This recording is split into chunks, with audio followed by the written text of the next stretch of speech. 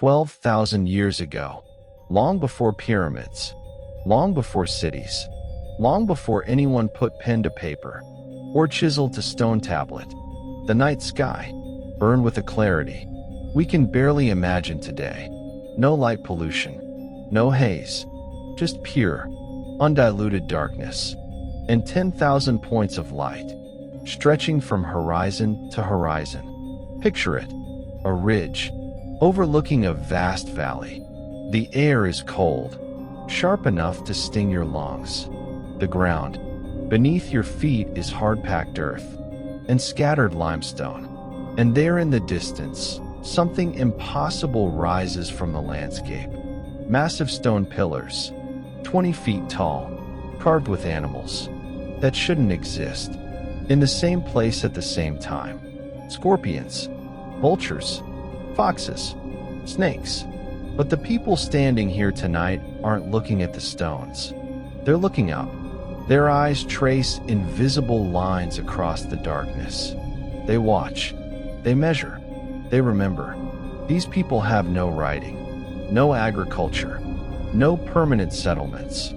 According to everything we thought we knew about human history, they shouldn't be capable of complex thought. They should be wandering, hunting, surviving. But they're not. They're doing something else entirely. They're mapping the cosmos. And somehow, impossibly, they're doing it with a precision that rivals our own understanding, even though they live in what we call the Stone Age. This is the story we forgot, the story of humanity's first scientists, the people who watched the sky for generations, who passed down knowledge through songs and stories and carefully aligned stones, who understood cycles that took lifetimes to complete. This is the forgotten age of the star maps. And it began thousands of years before we thought civilization was even possible. Southeastern Turkey, 11,500 years ago. A hilltop overlooks the Mesopotamian plain. From here, you can see for miles in every direction. To the east, mountains. To the south, flatlands that will one day become the cradle of civilization. But right now, nothing. No farms, no towns, just wilderness. And yet, hundreds of people are gathering here. They're not building homes. They're building something else. Something that makes no sense for hunter-gatherers to construct. They're carving limestone pillars weighing up to 16 tons. They're arranging them in perfect circles. They're decorating them with images of animals and symbols we still don't fully understand. This place is called Göbekli Tepe, and for decades after its discovery, archaeologists couldn't explain it. How did Stone Age people with no metal tools, no wheels, no domesticated animals, move stones this massive? Why did they gather here? What was the point? The temples at Göbekli Tepe predate Stonehenge by 6,000 years. They predate the Egyptian pyramids by 7,000 years. It started with measurements. Researchers began mapping the site with precision instruments, lasers, GPS, astronomical software. They measured angles. They calculated sight lines. They tracked where the pillars pointed. And slowly, a pattern emerged. The pillars weren't random. They aligned with the stars. Not just any stars. Specific stars. Stars that marked crucial moments in the year. The summer solstice. The winter solstice. The equinoxes. Pillar 43, the so-called vulture stone, became the key. Carved into its surface are animals arranged in deliberate positions. A vulture with outstretched wings. A scorpion. A snake. Symbols that at first seemed decorative, until researchers realized they match constellations. The vulture? The constellation we now call Cygnus. The scorpion? Scorpius. The positions matched the night sky as it appeared 11,600 years ago. Not approximately. Exactly. But here's what makes it extraordinary. The carving doesn't just show where the stars were. It shows where they were at a specific moment in time. The moment of the summer solstice. The longest day of the year. These people weren't just looking at the sky. They were tracking it, measuring it, recording it in stone. Understanding the solstice is one thing. Many ancient cultures figured that out. The sun reaches its highest point. The days start getting shorter. Not hard to notice if you're paying attention.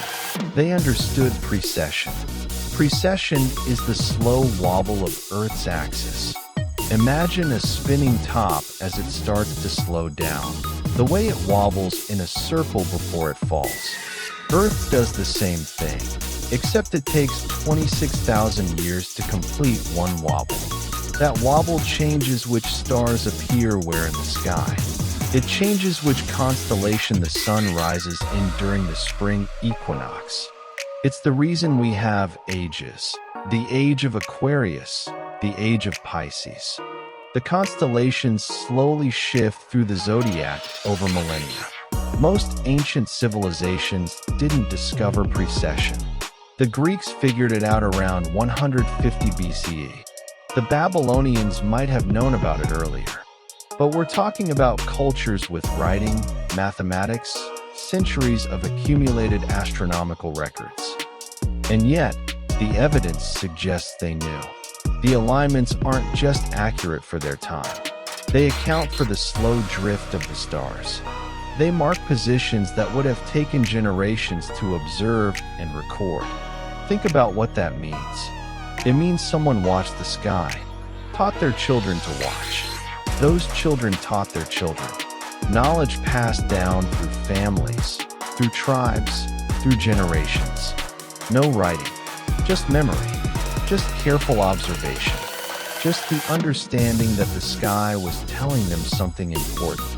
If only they learned to listen. We don't know what they called themselves. We don't know their names, their language, their songs. But we know they existed. The people who understood the sky, the ones who could predict when the seasons would change, who knew when to expect the rains, who could read messages in the movement of stars that everyone else could see but not understand. They would have held power, not the power of violence or wealth, the power of knowledge, the power to look at the heavens and say, in 3 moons, the herds will migrate south.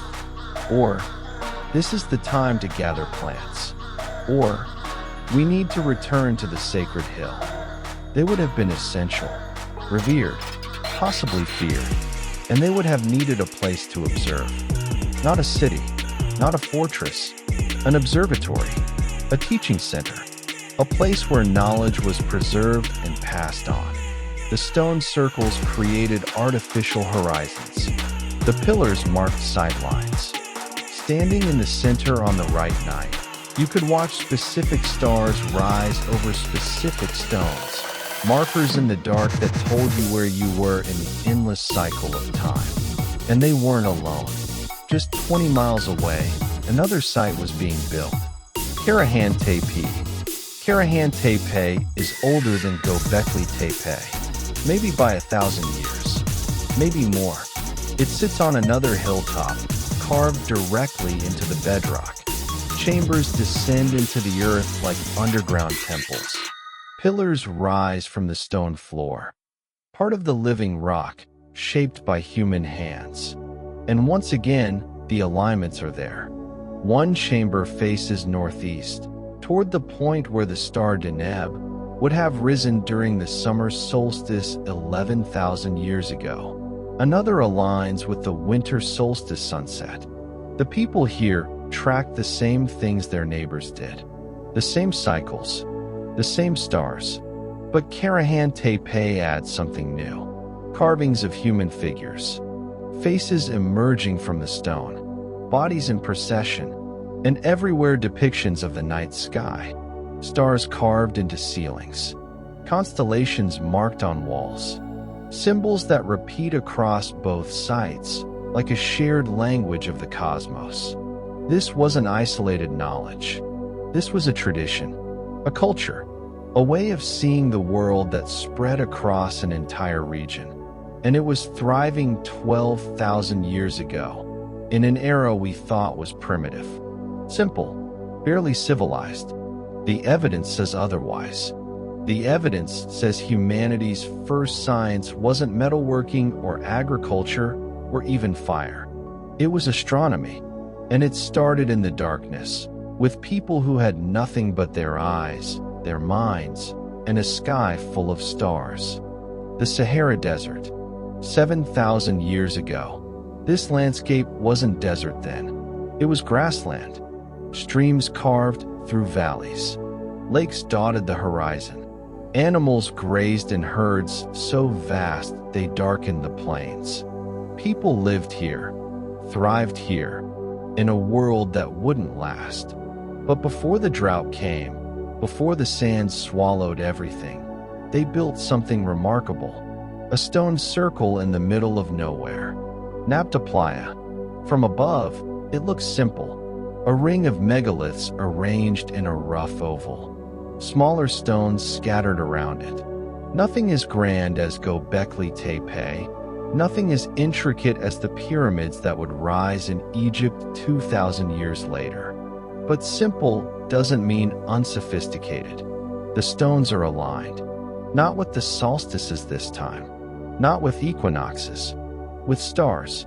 The people of Nabta Playa tracked three things with obsessive precision. First, the summer solstice. The moment when the sun reaches its highest point in the sky. For them, this wasn't just the longest day of the year. It was a signal.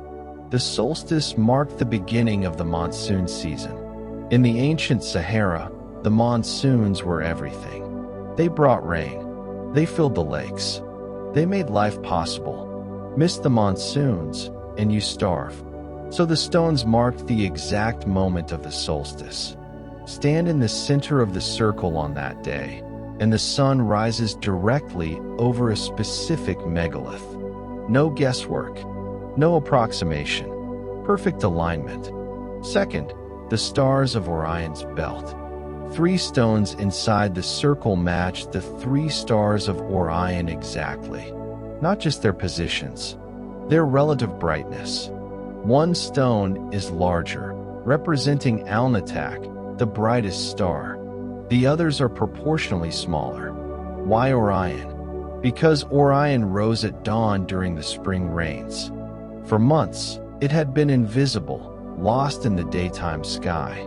But when it reappeared on the eastern horizon just before sunrise, it meant the seasons were about to change.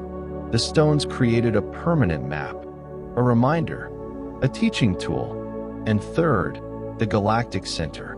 Some researchers believe the entire site is oriented toward the center of the Milky Way as it appeared 7,000 years ago. The brightest, densest part of our galaxy. A glowing band across the night sky that ancient people saw as a river, a road, a pathway to the gods.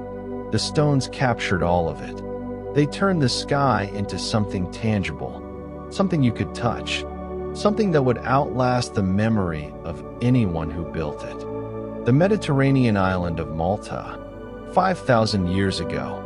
Stone temples rise on the southern coast, massive, older than anything else in Europe. The Najdar complex sits on a limestone terrace overlooking the sea. 3 temples, 3 chambers, 3 alignments. The first temple faces the summer solstice sunrise. Step inside on June 21st, and sunlight floods through the entrance, illuminating the innermost chamber. The light strikes a carved altar at the far end, a stone block decorated with spirals and pits, symbols whose meaning we've lost. For 15 minutes, the chamber glows. Then the sun moves, and the light fades, and the temple returns to shadow. The second temple faces the equinoxes. Twice a year, spring and autumn, the sun rises directly in line with the temple's central axis. Light pours down the corridor, hitting the same altar from a different angle. Different light, different time, same precision. The third temple, winter solstice, the darkest day of the year, the moment when the sun reaches its lowest point and the world holds its breath, waiting to see if the light will return. And it does. The sun rises. The light enters. The cycle continues. Here's the question that haunted archaeologists for decades. Why? Why do this? Why dedicate so much effort to tracking the sun and stars? These people were farmers. They had crops to tend, animals to raise, lives to live. What did they gain by spending years hauling multi-ton stones into position just to mark the solstice? The answer isn't mystical. It's practical. Agriculture depends on timing. Plant too early, and a late frost kills your seeds. Plant too late, and the growing season ends before your crops mature. Get it wrong, and people starve. The solstices and equinoxes gave ancient farmers a calendar they could rely on. Not approximate, not guesswork, exact. The summer solstice told them when the rains would come. The winter solstice told them when to prepare for planting. The equinoxes marked the midpoints, times to adjust, to prepare, to plan. But there's more to it than that. These temples took years to build. Generations. The people who started construction didn't live to see them finished. The people who finished them didn't fully understand why their grandparents had begun. But they kept building, because the knowledge mattered, because understanding the sky meant survival. It meant power. It meant knowing things that others didn't. And in a world without writing, without books, without any way to preserve information except in stone and memory, these temples were libraries. They were databases carved into bedrock. They were humanity's first attempt to make knowledge permanent. Scotland, 10,000 years ago, a field near Aberdeen, flat, unremarkable, covered in grass. For centuries, nothing there suggested anything unusual, until someone noticed the pits. 12 large holes dug into the ground in a perfect arc, each pit aligned with the others, each positioned with deliberate care. They're called the Warrenfield pits, and for a long time, no one knew what they were. Then researchers started measuring. The pits align with the phases of the moon. 12 pits, 12 lunar months, each pit marking the passage of approximately 29 days, the time it takes the moon to go from new moon to full moon and back again. But there's a problem with lunar calendars. 12 lunar months equal about 354 days. A solar year is 365 days. Over time, a purely lunar calendar drifts out of sync with the seasons. The people at Warrenfield solved this. They added a 13th marker, a correction mechanism. Every few years, they adjusted the calendar to realign with the winter solstice. They tracked both the moon and the sun, balancing the two into a calendar that worked.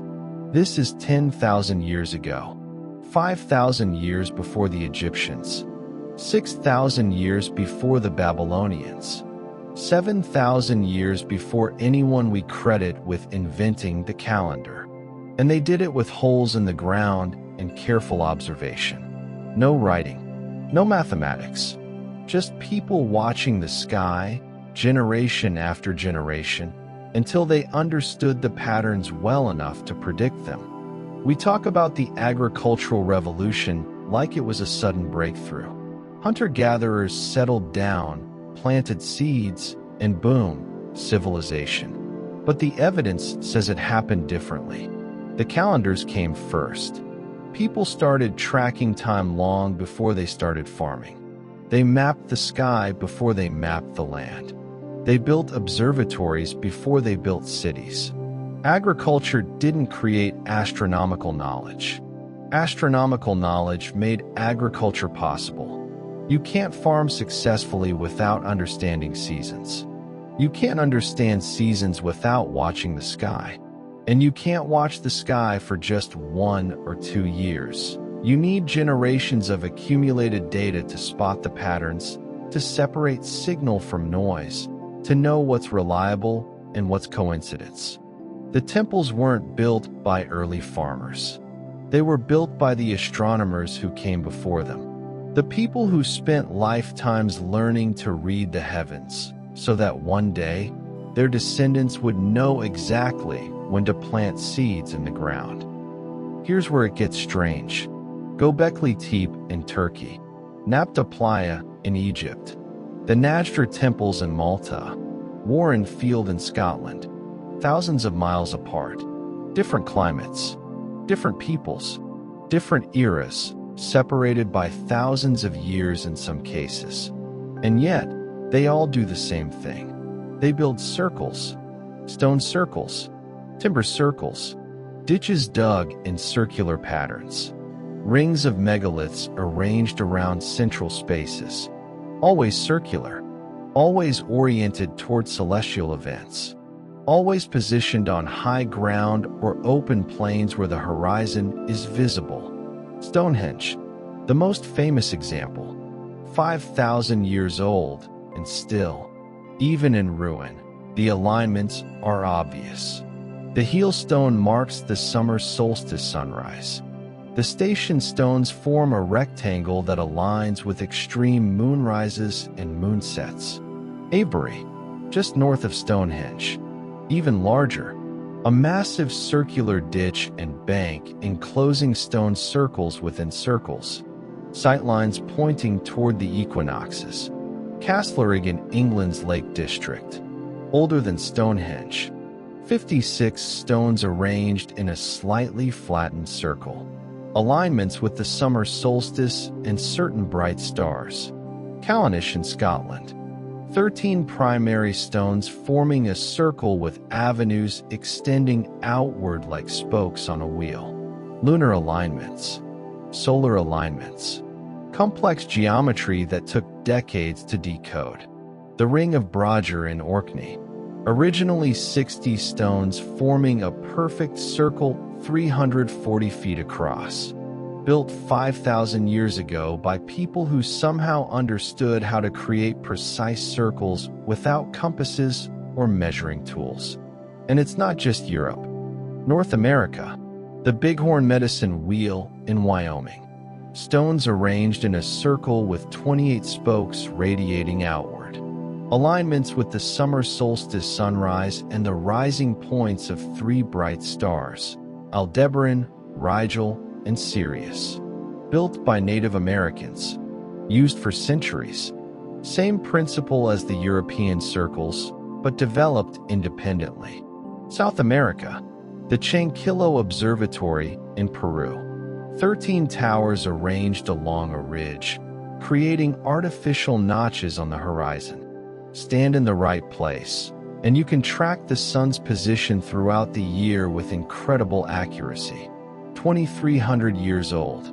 Pre-Incan, another culture mapping the sky with stone. Asia, the Madhura Sun Temple in India, built 1,000 years ago with such precision that sunlight enters the inner sanctum only during the equinoxes. Egypt, the Great Pyramid, aligned to true north with less than 1/20th of a degree of error. Shafts pointing towards specific stars. Sirius, Thuban, the stars of Orion's belt. Mexico, the Pyramid of Kukulkan at Chichen Itza. During the spring and autumn equinoxes, the setting sun creates a shadow pattern on the pyramid steps that looks like a serpent descending from the sky. Different continents, different time periods, different cultures, all doing the same thing, all watching the sky, all building monuments to mark celestial events, all using circles, alignments, and horizon markers. Why? Option 1. Independent invention. Maybe every culture figured it out separately. Maybe watching the sky is such a natural human behavior that it inevitably leads to the same conclusions. The sun rises in the east, sets in the west. The moon goes through phases. The stars move in predictable patterns. Given enough time and attention, any culture would notice these things. And if you want to mark them permanently, circles and alignments are the obvious solution. This is the mainstream archaeological view. Convergent evolution, but for culture. Similar problems lead to similar solutions, even when societies have no contact with each other. And maybe that's true, but there's another possibility. Option 2, knowledge transmission. What if the knowledge spread? Not through conquest or empire, not through written texts or formal education, through migration, through trade, through the slow diffusion of ideas across generations. Imagine it. A group of people in Anatolia learn to track the stars. They teach their children. Some of those children migrate west, following game herds or exploring new territories. They carry the knowledge with them. Centuries pass. The knowledge spreads. It adapts to new landscapes, new stars visible from different latitudes. But the core principles remain. Watch the horizon, mark the alignments, preserve the knowledge in stone. Eventually, the original source is forgotten. Each culture believes it discovered astronomy independently. But somewhere deep in the archaeological record, there's a thread connecting them all. A tradition older than any civilization we know. A legacy from the people who first looked up and realized the sky could be mapped. We know ancient people navigated using the stars. The Polynesians crossed the Pacific Ocean using only star paths, wave patterns, and careful observation. No compasses, no GPS, just knowledge passed down through generations of navigators who memorized the positions of hundreds of stars. The Vikings used the sun and stars to cross the Atlantic.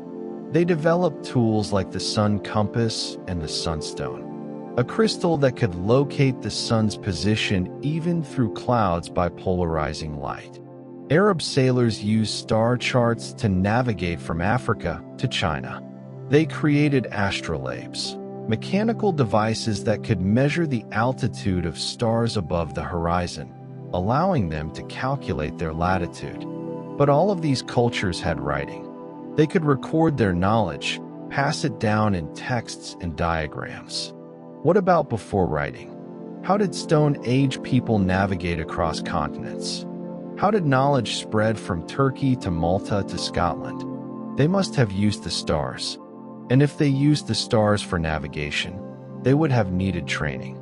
Teaching centers, places where young navigators could learn to read the sky before embarking on journeys that would take them far from home. Maybe that's what the stone circles were. Not just temples, not just calendars, schools, places where the knowledge was preserved and passed on to the next generation. Some of the carvings are obvious. Göbekli Tepe's vulture stone, Nabta Playa's Orion stones, clear representations of constellations. But others are more abstract. Spirals carved into stones across Europe. Single spirals, double spirals, triple spirals, spirals radiating from central points. For years, archaeologists assumed they were decorative, symbolic, maybe religious. Then someone mapped them against the night sky. The spirals match the apparent motion of stars. If you watch a star throughout the night, it doesn't move in a straight line. It arcs across the sky, and if you're near the North Pole of the sky, stars don't set at all. They move in circles around Polaris, the North Star. The spirals might be star maps, permanent records of stellar motion, carved into stone and repeated across dozens of sites. Cup marks are even more common. Small circular depressions pecked into stones, usually in clusters. Hundreds of them, sometimes thousands. Are they stars? Some match known constellations. Others don't match anything we recognize. Maybe the patterns changed due to precession. Maybe they represent stars or constellations we no longer name. Maybe there's something else entirely. Territorial markers, clan symbols, counting systems. We don't know, but the sheer number of them suggests they meant something important. Important enough to spend hours carving them into solid rock. Important enough to repeat the same symbols across thousands of miles and thousands of years. Here's what mainstream archaeology says. The stone circles, the alignments, the astronomical knowledge, all of it developed gradually. Different cultures observed the sky, noticed patterns, and built monuments to mark important celestial events. No lost civilizations required. No ancient global empires. Just smart people doing what smart people do. Observing, learning, passing on knowledge. The sophistication surprises us because we underestimated them. We assumed Stone Age people were primitive, simple, focused only on survival. But the evidence says they were capable of abstract thought, long-term planning, and complex engineering. They could track cycles that took decades to complete. They could build structures that would last millennia. They weren't primitive. They were us. Fully modern humans with the same cognitive abilities we have today. They just lived in a different time with different tools. And that's a perfectly reasonable explanation. It accounts for the evidence without requiring any extraordinary claims. But there are problems with the standard model. Problem 1, precision. The alignments at sites like Göbekli Tepe and Nabta Playa aren't approximate. They're accurate to fractions of a degree. The kind of accuracy that requires sophisticated mathematical understanding. But these people had no writing, no mathematical notation, no way to record complex calculations. So how did they do it? Through trial and error over generations? Possibly. But that requires an unbroken tradition lasting hundreds of years. Communities that stayed in one place long enough to refine their measurements. Cultures stable enough to preserve knowledge across multiple lifetimes. We usually associate that kind of stability with settled agricultural societies. But Göbekli Tepe was built by hunter-gatherers. Problem 2, scale. Some of these monuments required enormous labor investments. Göbekli Tepe's largest stones weigh 16 tons. Moving them without wheels, without metal tools, without domesticated animals? That's an engineering challenge even with modern technology. Why would nomadic hunter-gatherers dedicate that much effort to building temples? The standard answer is religion, ritual, sacred gathering places that justified the investment. Maybe, but if religion was the only motivation, why are all the structures astronomically aligned? Why spend extra effort ensuring the stones point toward specific stars or solstice events? Unless the astronomy was the point. Unless these weren't just temples, but observatories, teaching centers, repositories of knowledge so valuable that dedicating years of labor to preserve it made perfect sense. Problem 3, sudden appearance. Göbekli Tepe appears suddenly in the archaeological record. One generation, nothing. The next generation, sophisticated megalithic architecture. No prototypes. No earlier, simpler versions that gradually got more complex. It's like the knowledge already existed, and then suddenly someone decided to make it permanent. Where did the knowledge come from? Did it develop nearby, in sites we haven't found yet? Did it get passed down orally for generations before finally being carved in stone? Or is there something we're missing? Some researchers propose a controversial idea. What if the knowledge is older than we think? During the last ice age, 20,000 to 12,000 years ago, massive ice sheets covered the northern hemisphere. Sea levels were 300 feet lower than today. Coastlines extended far beyond their current positions. Thousands of square miles of land that are now underwater were once inhabited. What if advanced cultures existed in those areas? Not advanced in the sense of technology, no cars or computers, but advanced in knowledge, in astronomy, mathematics, navigation. And what if, when the Ice Age ended and sea levels rose, those cultures fled inland? What if they brought their knowledge with them? That could explain the sudden appearance of sophisticated astronomical monuments. The refugee astronomers settled in new lands and rebuilt their observatories using local materials. It could explain the global similarities. If the knowledge spread from a common source during the Ice Age, before rising seas isolated different populations, it could even explain the precision. If the tradition was already ancient by the time Göbekli Tepe was built, then the architects weren't inventing astronomy. They were preserving it. There's no direct proof of Ice Age civilizations. No cities found beneath the waves. No artifacts that clearly date back 20,000 years. No written records, because writing hadn't been invented yet. Just the possibility, and the gaps in the mainstream model that leave room for it. Here's what we know for certain. 1. Anatomically modern humans existed throughout the Ice Age. People with brains identical to ours, capable of the same abstract reasoning, the same creativity, the same capacity for knowledge. 2. They lived in coastal areas that are now submerged. We'll never find their settlements unless we search underwater, in places that have been beneath the sea for 12,000 years. 3. Astronomical knowledge appeared suddenly and globally around the end of the Ice Age. Within a few thousand years, cultures across the world were building observatories and tracking celestial cycles. 4. Some megalithic sites show signs of rebuilding. Göbekli Tepe was deliberately buried around 8000 BCE. Why? We don't know, but it suggests the site's purpose changed, or the people who understood its original purpose were gone. We can speculate.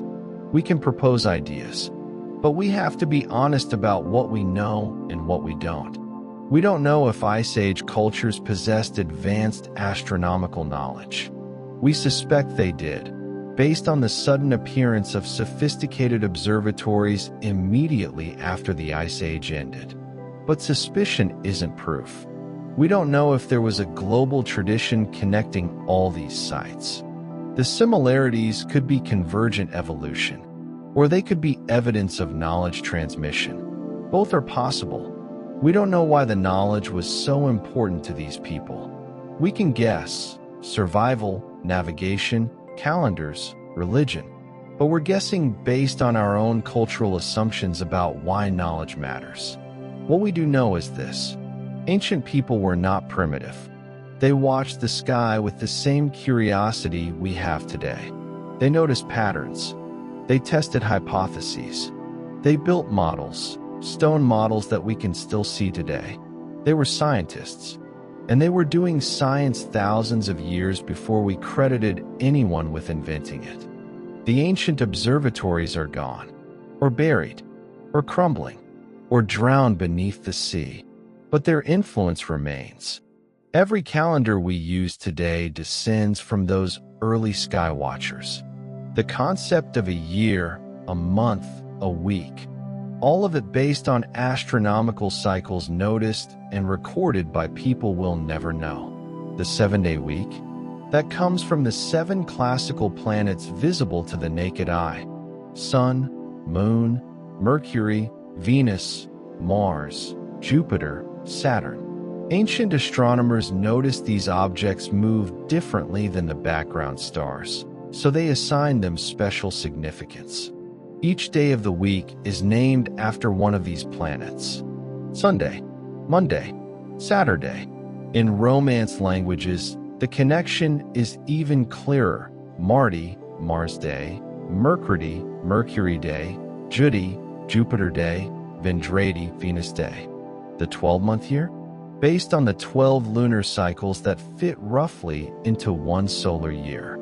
the same cycles tracked at Warren Field 10,000 years ago. Even our navigation systems trace back to ancient astronomy. GPS satellites calculate positions based on celestial mechanics, the same mathematical principles ancient navigators used, just automated and precise to the nanosecond. We're still using their science. We've just forgotten they invented it. Some cultures never forgot. The Dogon people of Mali still practice astronomical traditions that may date back thousands of years. They track the star Sirius and its companion, Sirius B, a white dwarf star invisible to the naked eye, yet described in Dogon oral histories long before modern telescopes discovered it. Aboriginal Australians preserved astronomical knowledge for at least 65,000 years. Their songlines encode information about stars, navigation, and seasonal changes. Stories passed down through hundreds of generations, never written, but never forgotten. The Inca built an entire empire around astronomical observation. Their calendar dictated planting seasons, religious festivals, and political decisions. The Coricancha Temple in Cusco was designed as a massive solar observatory, with windows and alignments marking every important celestial event. The Maya developed one of the most accurate calendars in human history. They tracked Venus with such precision that their calculations differ from modern measurements by only hours over a 500-year period. Polynesian navigators still teach traditional wayfinding. Star paths, wave patterns, bird flight, all memorized and passed down from master to student, generation after generation. These traditions survived because they were useful. Knowing the sky meant knowing when to plant, when to sail, when to migrate. It meant survival, and in some places, it still does. But most of the knowledge is gone. When the last astronomer priest at Göbekli Tepe died, what did they take with them? What songs explained the alignment of the stones? What stories gave meaning to the carvings? When the people of Nabta Playa abandoned their stone circle as the Sahara dried, what knowledge vanished into the desert? When the builders of Stonehenge stopped using the monument, when it became a ruin instead of a living temple, what understanding was forgotten? We can reconstruct some of it. We can measure the alignments, decode the mathematics, figure out which stars they tracked. But we can't recover the meaning. We don't know what they felt when they watched the summer solstice sunrise. We don't know what rituals they performed. We don't know what they believed would happen if they failed to mark the cycles. That's gone. All that remains is stone. Stone that still points toward the sky. Stone that still marks the solstices and equinoxes, just as it did thousands of years ago. Silent, enduring, waiting for someone to remember what it meant. Here's why this story is important. For too long, we thought civilization began with writing, with cities, with kings and empires and recorded history. We thought the people who came before were primitive, incapable of complex thought, struggling to survive in a harsh world, with no time for philosophy or science or art. But the stones tell a different story. They tell us that humanity's first science was astronomy. That curiosity about the universe is as old as consciousness itself. That even in the Stone Age, even without metal or writing or agriculture, people looked up at the night sky and wondered. And they didn't just wonder. They investigated. They measured. They recorded. They passed their discoveries on to the next generation. They built observatories that lasted 10,000 years, longer than any civilization, any empire, any kingdom in recorded history. They created knowledge, and they made it permanent. We like to think science is modern, a product of the Enlightenment, of Galileo and Newton and the scientific method, of laboratories and peer review and rigorous skepticism. But science is older than that. Science is looking at the world and asking, why? How? What if? Science is testing ideas, observing patterns, building models that predict the future. The astronomer priests of Göbekli Tepe did all of that. The calendar keepers of Nabta Playa, the temple builders of Malta, the pit diggers of Warren Field. They had no laboratories, but they had the entire sky. They had no written records, but they had stone. They had no peer review, but they had generations of observers checking and refining each other's work. They were scientists, and they practiced their science for thousands of years before anyone thought to write it down. Go outside tonight. Find a place far from city lights. Let your eyes adjust to the darkness. The stars you see are the same stars ancient people saw. Orion still hunts across the southern sky. The Pleiades still cluster together like diamonds on black velvet. The Big Dipper still points toward Polaris, the unchanging North Star. Some of the stars have shifted slightly. Precession moves them slowly, year by year, century by century. But the patterns remain recognizable. The sky hasn't changed. We have. We no longer need the stars for navigation. GPS tells us where we are. We no longer need them for calendars. Our phones tell us the date. We no longer track them to predict seasons. Weather satellites do that now. The knowledge that once meant survival is now optional. We can live our entire lives without ever learning to read the sky. But something is lost when we forget. A connection to our ancestors. To the people who looked up at these same stars and saw not just beauty, but information, meaning, power. A reminder that we are part of something larger. That the cycles we experience, day and night, summer and winter, birth and death, are echoes of cosmic patterns that have repeated for billions of years. The sky remembers, even if we forget. Imagine being there on the summer solstice, 12,000 years ago, standing at Göbekli Tepe in the hour before dawn. The limestone pillars rise around you, carved with animals that seem to move in the flickering torchlight. The crowd gathers, families, tribes, people who traveled weeks to be here for this moment. The eastern horizon begins to glow. Somewhere, a drum starts beating. Voices join in, low, rhythmic, following patterns as old as the stones themselves. The sky shifts from black to deep blue to purple. The stars fade one by one. And then, there, perfectly framed between two pillars, the first edge of the sun breaks the horizon. Light floods across the hilltop. It strikes the central pillar. It illuminates the carvings. For a few perfect minutes, the temple comes alive, and everyone gathered their nose. They know this moment was predicted, calculated, expected, because their ancestors watched the sky for generations and taught them exactly when this would happen. They know the seasons will turn, the rains will come, the world will continue. They know the sky can be understood. The universe follows rules. And if you watch carefully enough, if you remember what you see and pass that knowledge on, you can predict the future. That's what the temples meant. Not just religion, not just art. Proof. Proof that the universe makes sense.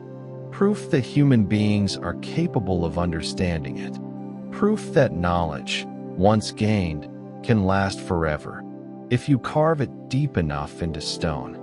The age of the star maps, an era when humanity's brightest minds turned their attention skyward, when the most important knowledge you could possess was understanding the cycles of the cosmos, when temples were built not to kings or gods, but to the eternal patterns written in light across the darkness.